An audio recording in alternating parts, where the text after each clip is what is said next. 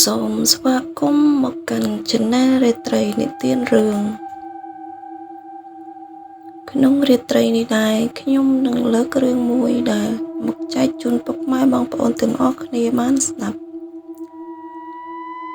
មុននឹងចូលសាច់រឿងខ្ញុំសូមឲ្យពុកម៉ែបងប្អូនទាំងអស់គ្នាចុច Subscribe និងរូបកណ្ដឹងម្នាក់មួយផង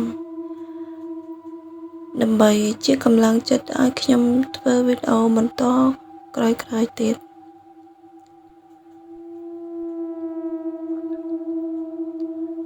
ដោយរឿងនេះដែរមានចំណងជើងថាខ្មោចព្រាយដើមស្វាយនៅក្នុងភូមិមួយឆ្ងាយក្បែរចំណោតភ្នំមានដើមស្វាយមួយដ៏ធំធេងប្រជាជនក្នុងភូមិនោះបានសន្មតថាដើមស្វាយនោះមានខ្មោចព្រាយស្នាក់នៅព្រោះយប់ឮសំឡេងចម្លែកហើយមានអ្នកធ្លាប់ជួបរឿងអាក្រក់ពេលដែលពួកគេបានរំខានដើមស្វាយនោះថ្ងៃមួយមានក្មេងប្រុសម្នាក់ឈ្មោះវិចិត្របានដើរកម្សាន្តទៅលេងក្បែរដើមស្វាយនោះគាត់បានឮសូរសំឡេងស្រែកហៅឈ្មោះគាត់ពីលើដើមស្វាយគាត់ក៏រត់ត្រឡប់ទៅផ្ទះជាមួយនឹងអារម្មណ៍ចម្លែកប៉ុន្តែចាប់ពីថ្ងៃនោះមកវិចិត្រចាប់ផ្ដើមឈឺដោយគ្មានមូលហេតុ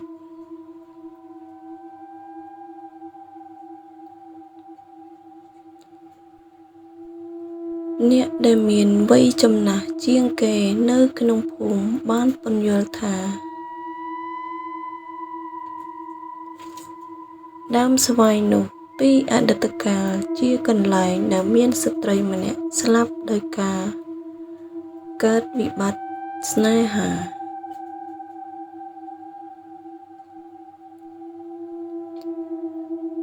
ព្រិលដែលធ្លាក់ពីលើដើមស្វាយត្រូវបានគេនិយាយថាជាទឹកភ្នែករបស់នាងដែលយំសោកសៅបើនរណាខកចិត្តស្នេហាហើយទៅអង្គុយក្រោមដើមស្វាយនោះនាងនឹងបានឆក់យកដួងវិញ្ញាណនិងស្មារតី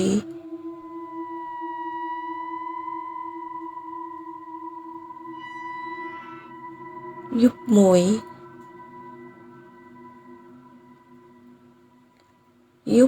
នោះវិចិត្រចូលសុបិន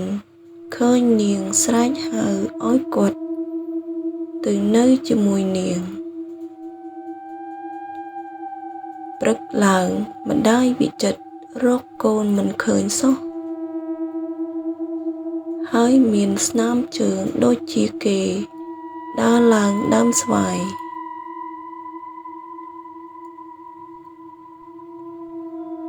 ពេលដែលប្រជាជនទៅរកពួកគេបានឃើញវិចិត្រស្លាប់នៅលើឫសស្វាយដោយមានមូលហេតុអាថ៌កំបាំងនេះបានកើតឡើងដែលធ្វើឲ្យអ្នកភូមិខ្លាចរអាគ្រប់គ្នាក្រោយពីហេតុការណ៍នោះបានកើតឡើងហើយមិនមាននរណាម្នាក់ហ៊ានទៅក្បែរដើមស្វាយនោះទៀតទេ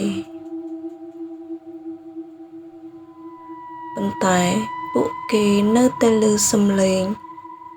យំនៅពេលរាត្រី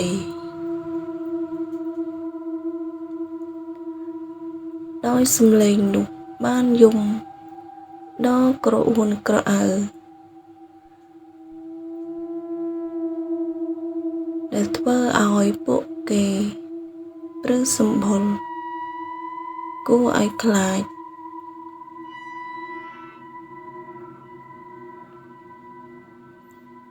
ហើយអ្នកភូមិក៏គ្មានបំណងគ្មានវិធីណាទៅបង្ក្រាបព្រាយនៅដើមស្វាយនោះឡើយគឺពួកគេគ្រាន់តែណែនាំកូនចៅមិនឲ្យទៅលេងនៅជិតដើមស្វាយនោះទៀតទេ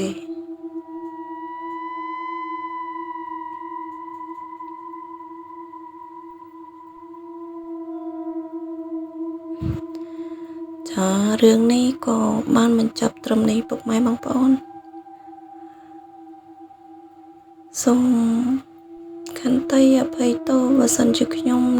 ដំណើរទៅមានទោះខុសចន្លោះខ្វះខាតកន្លែងណាសូមអធ្យាស្រ័យទាំងអស់គ្នាបងប្អូន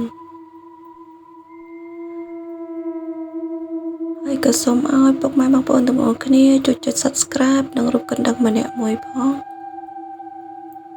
ដើម្បីជាកម្លាំងចិត្តឲ្យខ្ញុំផលិតនូវវីដេអូក្រោយៗទៀតជាចុងក្រោយក៏សូមជូនពរពុកម៉ែបងប្អូនទាំងអស់គ្នាមានសុខភាពល្អនិងរកស៊ីមានបានទាំងអស់គ្នា